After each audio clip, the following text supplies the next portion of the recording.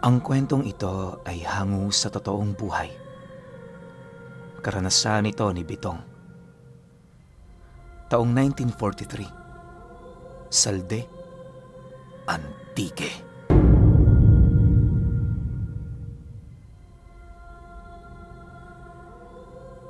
Sa kasagsagan ng ikalawang pangdaigdigang digmaan, walang ibang ginawa ang pamilya nila Bitong kundi ang maglakbay sa mga kabundukan para magtago. Gerilya ang tatay niya noon, ngunit alang-alang sa kanila, tinalikuran nito ang sarili nitong pangkat. Galit man ito sa pamamayagpag ng Hapon, pero sadyang hindi nito kayang talikuran ang responsibilidad bilang isang magulang. Dahil sa marami na yung alam pagdating sa karahasan ng mga mananakop, hanggat maaari, hindi sila nananatili sa mga lugar na tinitirhan ng maraming tao. Naglalakbay sila nang sa gayoy makahanap ng mga lugar na mapagtataguan. Iisang lugar lang noon ang puntirya ng kanyang ama, at yon ay ang baryong naging haka-haka noon sa Antique bilang puntahan ng mga nawawala. Kilala ito sa tawag na Baryo Ungog, ang baryo ng mga aswang. Bagaman nakakapangilabot ang kwento ukol dito, naniniwala ang ama ni Bitong na yun lamang ang nag-iisang lugar na ligtas puntahan. Bawat bayan kasing nakapalibot sa kanila, unti-unti nang sinasakop ng kanilang mga kalaban. Hindi naman sila maaari doong pumunta, lalo pat naging maugong na rin ang pangalan ng kanyang ama. Sa loob ng halos ilang linggo nilang paglalakbay, marami na silang naranasang kakaiba. Minsan may mga pagkakataon na nakakakita sila ng kung ano sa mga kagubatang nasusuong nila. Ayon sa kanyang ama, na ang mga pangitaing yon ay bunga lamang ng kanilang takot. Dagdag pa nito na huwag nila itong gaanong pansinin kung nais nilang makaligtas ng buhay. Matapos naman yung marinig ni Bitong, pilit naman niyang isinantabi ang takot na kanyang nararamdaman. Karga-karga ang kanyang kapatid, nagpatuloy lang sila sa paglalakad hanggang sa hindi naglaon sa kauna-unahang pagkakataon. Nakasilay sila ng isang bahay sa pinakapuso ng gubat na kanilang napuntahan. Nga pala, 4 lang sila noong magkakasama. Silang 2 lang kasi ng kanilang bunso ang sumama sa mga magulang nila, gawa ng ang 4 pa nilang kapatid sumama sa pakikipaglaban. Di naman yun pinansin ng kanilang padre de pamilya sa kadahilan ng yon ang nais nilang mangyari. Bukod sa meron na yung sariling pag-iisip, matagal na rin yung tumayo sa sarili nilang mga paa. Masakit man yun para sa kanyang ama, wala yung magagawa dahil ang iniisip nito ay ang kaligtasan ni Bitong at ng kanilang bunso. Hindi rin naman ito maaaring pabayaan silang magpagala-gala sa mga kabundukan, lalo pat nasisiguro ng kanilang ama na wala pa silang gaanong kaalaman. Ayon kay Bitong na, sa kanilang paglalakbay, naging maayos naman ang lahat, pero nang makasilay sila ng bahay sa gubat, doon na unti-unting nagbago ang lahat. Base sa kanyang pagkakatanda, 11:00 ng gabi noong marating nila ang lugar na yon.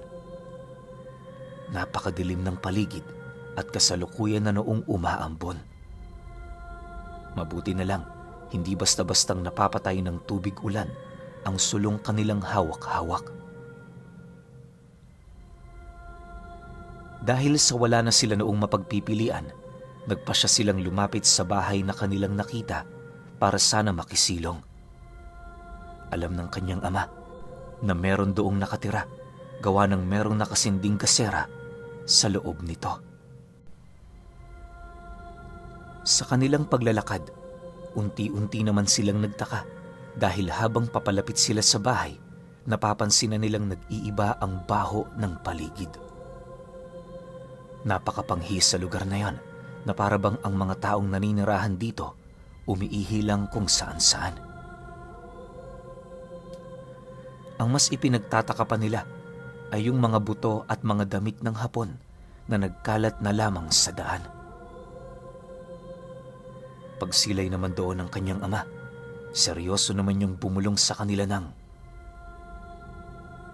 "Pag lumabas ang mga nakatira rito, huwag kayong magsalita ng kung ano. Hayaan nyo lang ako. Iwasan nyo ring tumitig sa kanila. Basta yumuko lang kayo."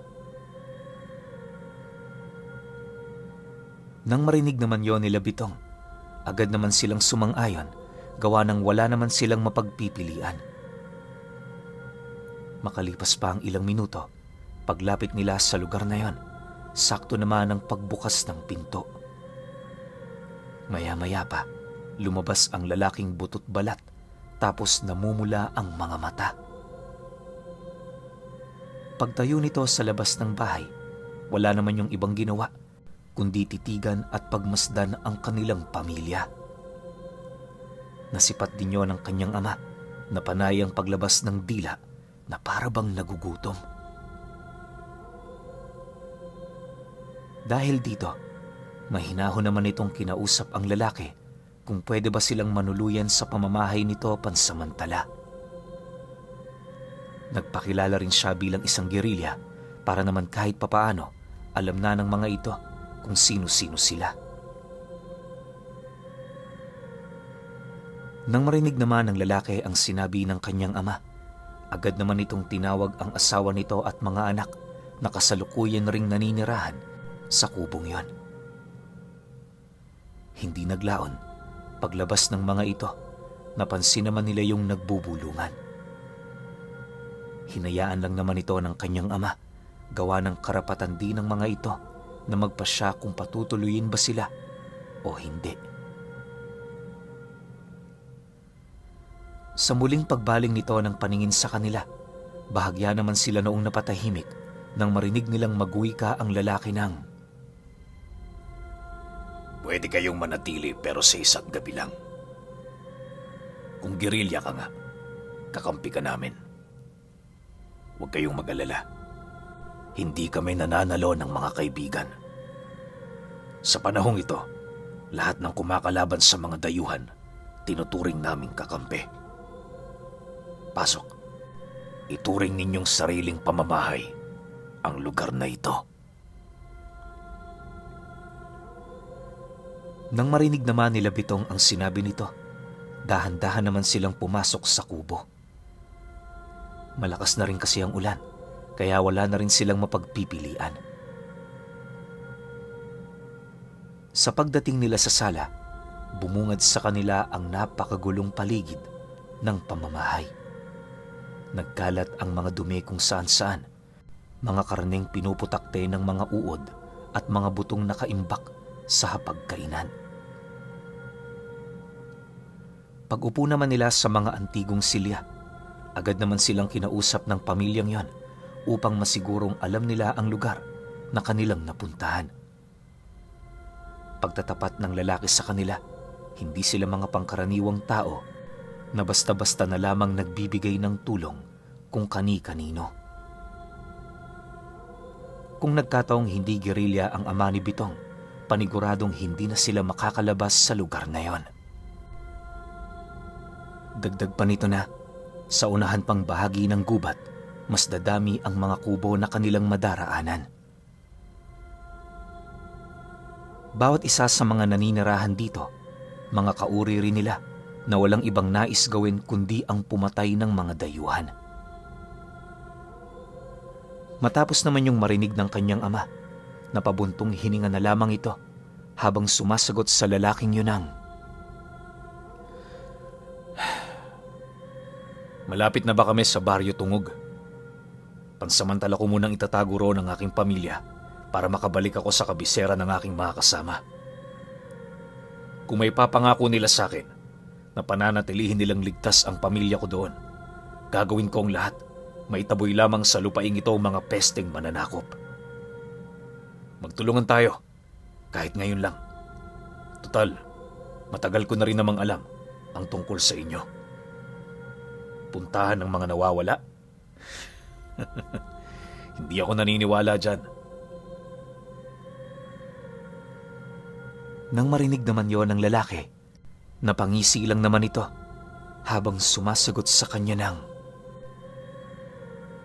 mukhang marami ka nang nalalaman. Pero sige, tutulungan kita. Sa isang kondisyon, dapat malaki ang grupong pinanghahawakan mo. Hindi kami nakikipagkasundo sa mga mas mahihina pa sa amin. Para makuha mo ang panig ng aming supremo, kailangan mong magpakilala sa kanya. Kung mabibigo mo siya, mas mainam na maghanap na lang kayo ng bagong mapagtataguan. Ligtas ang Baryo Tungog. Bago makarating doon ang mga dayuhan, dadaanan muna nila kami rito. Sa pagpapatuloy ng kanilang pag-uusap, doon napag-alaman nila Bitong na kaya hindi mahanap-hanap ang lugar na yon ay dahil sa nakakubli ito sa isang kuweba. Base sa salaysay ng nilalang na nakausap nila, na sa loob ng kuwebang yon, merong isang malawak na espasyo na sapat na tirahan ng isang baryo. Marami rin doong naninirahan pero lahat ng mga naroon, purong mga aswang. Dagdag pa nito na ang tanging paraan para makapamuhay sila roon ng ligtas ay walang iba kundi sa pamamagitan ng mga bibitawang salita ng kanilang supremo. Bukod sa sinusunod ang utos nito, hindi rin yun bumabali ng kasunduan. Wala ring ibang nilalang sa lugar na yon, maliban dito ang may kakayahang sumuway ng nais nitong mangyari. Matapos naman yung marinig ng ama ni Bitong, tumangulang naman ito, hudyat ng kanyang pagsang-ayon. Sa kanilang pag-uusap, inilahad niya na hindi rin biro ang dami ng kanyang mga kasama. Isa silang malaking pangkat ng mga gerilya na merong 4 na kabisera at batalyon. Ang isa nito pinamumunuan niya at kasalukuyang nakikipaglaban sa mga dayuhan. Yun nga lang, walang kaide-ideya ang kanyang mga kasama na babalik pa siya. Ang buong akala kasi ng mga ito, kumalas na siya sa samahan para lamang mailigtas ang kanyang sariling pamilya. Pagtatapat pa ng ama ni Bitong na hindi maiwasan ang ganoong pasya, lalo na't hindi rin siya noon sigurado kung totoo ba ang pag-iral ng usap-usapang may kaugnayan sa baryo ng Tungog. Matapos naman yung marinig ng lalaki, hindi na yun nagtanong doon, basta ang nais nitong mangyari, siguraduhin niyang makakabalik pa siya sa samahang yon. Upang mapatunayan ito, kinakailangan nitong sumama sa kanya sa oras na makuha na nila ang pasya ng Supremo. Matapos naman ang kanilang pag-uusap, agad naman sila nitong pinatuloy sa isang silid na hindi gaanong madumi. Maalikabok lang sa lugar na yon pero pwede na itong tirahan. Inutusan din silang isarado ang pinto kung sakali mang merong pagdududa sa kanilang mga puso. Nang marinig naman nila Bitong ang sinabi nito, nagmamadali naman sila roong pumasok para makapagpahinga. Yung kanyang ama noon, halos buong magdamag na walang tulog, kakabantay sa kanila.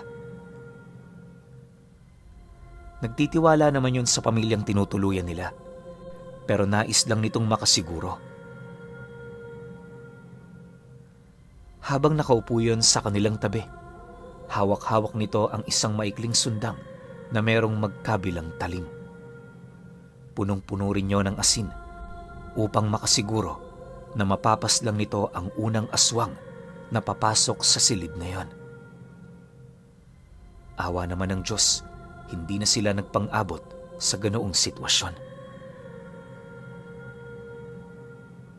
Kinabukasan pagising nila Bitong, minabuti na nilang ipagpatuloy ang kanilang paglalakbay. Iniwasan na rin nilang humingi ng kahit na ano ni tubig na maiinom. Sa kanilang paglalakbay, tahimik naman silang sinamahan ng pamilyang yon.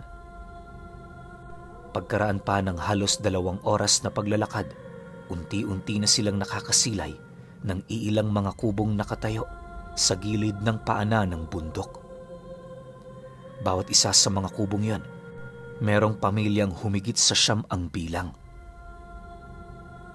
Hindi rin nagsasalita ang mga ito at ang tanging nagagawa lamang nito ay ang tumitig sa kanila habang naglalakad. Maya-maya pa, bahagya naman sila noong natigilan matapos nilang marating ang isang paanan ng bundok kung saan balot na balot ito ng kakahuyan. Meron ding maliit na talon sa gilid nito, kung kaya't habang naghihintay sila, pinili muna nilang maligo. Ayon sa lalaking kasama nila, gabi lamang nagbubukas ang lagusan doon, kung kaya't kinakailangan nilang maghintay. Dagdag pa nito na, habang wala pa silang ginagawa, mas mainam na maghanap na muna sila ng kanilang mga pagkain. Pagtatapat pa nito na, sa lugar na kasalukuyan nilang kinaroroonan, mas masarap kainin ng ibon kumpara sa mga hayop na naglalakad sa paligid nito. Naniniwala kasi ang nilalang na yan na ang mga hayop na kanilang nakikita ay paniguradong nakakain na ng karne ng tao. Nang marinig naman ng kanyang ama ang sinabi nito, agad naman yung doong nagpasama. Inabot ng ilang oras bago yun makabalik, bitbit ang ilang piraso ng ibon na nahuli nito. Pagsilay naman doon ni Bitong, dali-dali naman yung doong lumapit para kunin ang kanilang pagkain. Habang nagluluto sila, patuloy naman ang pagbabahagi ng istorya ng lalaking yon. Hindi pa man nila ito nakakasama ng isang araw pero napakarami na nilang nalalaman ukol sa lugar na kanilang kinaroroonan. Ang ipinagtataka lang doon ni Bitong, bakit hindi natatagpuan ng mga dayuhan ang lugar na yon, gawa ng kitang-kita naman ito mula sa malayo. Matapos namang marinig ng lalaki ang kanyang sinabi, tumawa lang naman ito na parabang isang malaking biro ang mga katagang kanyang narinig. Kaya walang nakakapunta rito dahil sa dami ng bagat sa paligid. Maswerte ang ama mo. Kilala siya ng mangkukulam na nangangalaga sa mga bagat na yon. Dahil kung hindi, magpapagala-gala kayo sa gubat ng ilang dekada nang hindi nyo man lang nararating ang lugar na ito. Maswerte pa rin kayo kahit papaano. Seryosong wika ng lalaki sa kanya. Sa pagsapit ng gabi, laking gulat na lamang nila Bitong nang marating nila ang 2 tipak ng bato na nakasarado. Sa unang tingin, inakala nilang naliligaw lang sila, pero maya-maya pa, pinagtulungan na yung buksa ng 2 aswang nilang kasama. Matapos nila itong gawin, doon bumungad sa kanila ang mahabang pasilyo na merong mga sulo sa dingding nito. Inabot din ng 10 minuto ang kanilang binuno bago nila narating ang isang napakalawak na silid. Sa lugar na yon, halos hindi mo aakalain na meron doong nagkukubling baryo. Sa pagkakatanda ni Bitong, nasa humigit 20 bahay ang naroon. Bawat isa sa mga tahanan, merong pamilyang aabot sa 5. Inaasahan naman ni Bitong na marami doon ang nakatira pero lumagpas lang ito sa ekspektasyon niya. Habang binabagtas nila ang daan, marami silang nakikitang bata na naglalaro ng 10 oras. Ang pamilya nito, nasa labas pa ng bahay, naghihintay sa mga pagkain nilang niluluto sa mga nagsisilakihang kawa. Noong una, wala naman doong napapansing kakaiba sila Bitong, pero habang papalapit na sila sa sentro, doon nila nasipat ang iilang mga taong hubot-hubad, nakagapos ang mga braso at binti nito at nakabita yon ng patiwarek. Hindi lang yon, meron din silang iilang mga nasaksihan na dahan-dahan ang nawawalan ng buhay buhat sa mga saksak nito sa leeg. Pakiramdam nga ni Bitong sa Baryo Tungog, isa yung lugar kung saang nagsisilbing katayan ng mga tao. Kahit saang parte naman kasi sila sumilay, wala kang ibang makikita maliban sa mga dayuhang inaalipin ng mga nilalang na yon. Makalipas pa ang ilang minutong paglalakad, narating na nga nila ang bahay ng Supremo. Akala niya matanda na ito, pero paglabas nito, napansin niyang mas bata pa yon sa kanyang ama. May maamo rin yung itsura, pero yung kasamaan nito, nasisiguro niyang halang na ang kaluluwa. Sa kanilang pag-uusap, kahit papaano naging maayos naman ang lahat. Aminado rin kasi noon ng Supremo, kinakailangan nila ng tulong ng mga gerilya dahil sa marami ng pangontrang ginagamit ang mga dayuhan laban sa kanila. Dagdag pa nito na magtatagal ng ilang taon ang kanilang kasunduan depende sa itatagal ng digmaan.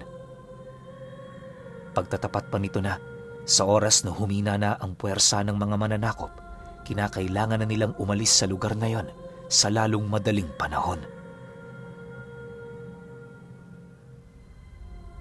Matapos naman itong marinig ng kanyang ama, wala naman yung nagawa kundi ang sumang-ayon. Para sa kanya, sapat na ang ilang taon upang mapanatiling ligtas ang kanyang pamilya. Sa pagsapit ng sumunod na araw, alinsunod sa utos ng Supremo, agad naman yung naglakbay pabalik sa kanilang kabisera. Upang maging madali ang paglalakbay niya, ipinahiram sa kanya ng Supremo ang puting sigbi nitong inaalagaan. Di naman yung tinanggihan ng kanyang ama, lalo pat alam nito na merong kakaibang lakas ang mga ganoong uri ng nilalang. Ang halos ilang araw nila noong paglalakbay, nabuno lamang ng nilalang na yon sa loob ng 3.5 oras. Nang makabalik na siya sa kabisera, agad naman niyang inilahad sa kanyang mga kasama ang tulong na kanyang nakuha.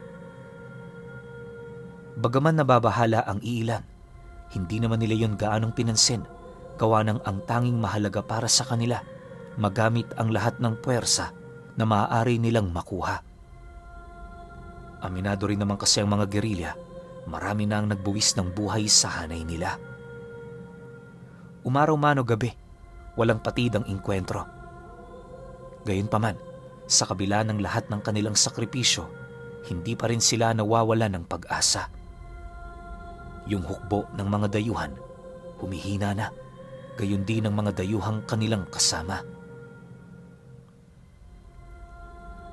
Bago sila gumawa ng hakbang para itaboy ang mga nilalang na yon sa kabuuan ng panay, mariin namang inilahad sa kanila ng pangkat ng mga aswang na wala yung kikilingan sa panig ng mga dayuhan, kaaway man nila o kaibigan. Dagdag pa nito na iisa lang ang layunin na kanilang ipinaglalaban at yon ay maging malaya ang kanilang lugar. Sa loob kasi ng ilang siglo, sawang-sawa na silang makakita ng mga mananakop na namamayagpag sa lugar na pagmamay-ari nila. Matapos naman itong marinig ng pangkat ng ama ni Bitong, wala naman yung nagawa kundi ang sumang-ayon. Naniniwala sila, isang maliit na sakripisyo lamang ang buhay ng mga kaibigan nilang dayuhan. Matapos naman nilang magkasundo, doon na nag-umpisa ang kanilang inkwentro. Ang pangkat noon ni Bitong, binubuo ng humigit sa 100 gerilya na may malalim na karanasan pagdating sa pakikipaglaban sa mga kabundukan. Habang nagmamarcha ang kanilang hukbo, nasa gilid naman nila ang pangkat ng mga aswang, naghihintay sa pagkagat ng dilim. Tuwing umaga sila ang nakikipaglaban. Kapag gabi naman, nagpapahinga ang kanilang pangkat, ibinibigay ang kanilang tiwala sa mga aswang na kanilang kasama. Dahil sa ganoong taktika, gulat na manoon ang mga Hapon, gawa ng hindi nila mawari kung bakit ganoon ang mga nangyayari. Sa hanay ng mga ito, hindi na nila may pagkakaila ang kanilang mga pagod, pero sa grupo naman ng ama ni Bitong, tila bang hindi yun nauubusan ng lakas. Napakabilis pa rin ang pagkilos ng mga ito na parabang hindi man lang tinatabla ng puyat buhat sa buong magdamag nilang pagbabantay. Subalit, lingid sa kaalaman ng mga rebelde na ang pangkat pala ng mga gerilya payapang nagpapahinga tuwing gabi. Iisang bantay lang kasi ang pinapaikot nito sa kanilang pugad kada isang oras. Hindi rin yun gaanong nababahala, gawa ng rinig na rinig ng mga ito ang alingaw-ngaw ng mga baril na nanggagaling sa mga dayuhan. Isang buwan pa noon ang lumipas, nagawa na nilang malipol ang lahat ng kanilang kalaban sa lugar na yon. Ang mga nahuli nila noong buhay, dinala nila sa Baryo Tungog bilang regalo sa Supremo. Taon pa noon ang lumipas, nagpatuloy ang ganoong pangyayari. Nang mapagtanto naman ng ama ni Bitong na dahan-dahan ang humihina ang grupo ng mga dayuhan, agad naman silang umalis sa lugar na yon, alinsunod sa kanilang mga napagkasunduan. Dahil sa hindi pa naman noon sumusuko ang mga Hapon, nanatili silang bihilante sa lahat ng oras at pagkakataon. Bumalik na rin sila sa pugad ng mga gerilya para doon na muna manirahan pansamantala. Akala ni Bitong, hindi na niya masisipat pa ang kanyang mga kapatid. Pero ilang buwan pa noon ang lumipas, muli niya yung nakita sa mismong pangkat na pinamumunuan ng kanilang ama. Napag-alaman rin niya na para makapaglakbay sila, nagpaiwan ito bilang kapalit ng kanilang padre de pamilya. Isa rin yun sa mga rason kung bakit nagpumilit ang tatay niya na hanapin ang Baryo Tungog. Matapos naman niya yung malaman, kahit papaano labis-labis ang kanyang pasasalamat na buhay pa rin ang mga ito. Dekada pa noon ang lumipas, matapos ang pangdaigdigang digmaan, namuhay sila Bitong ng payapa sa mismong lugar sa Salde. Yung ama nila, taon na lang din noon ang itinagal, buhat sa karamdaman nitong iniinda. Gayunpaman, masaya naman sila kahit papaano sa kadahilan ng noong nabubuhay pa ito, hinding-hindi sila nito pinabayaan. Pero alam niyo ba, na sa lahat ng karanasan noon ni Bitong, ang tumatak talaga noon sa kanyang memorya ay noong mapadpad sila sa Baryo Tungog.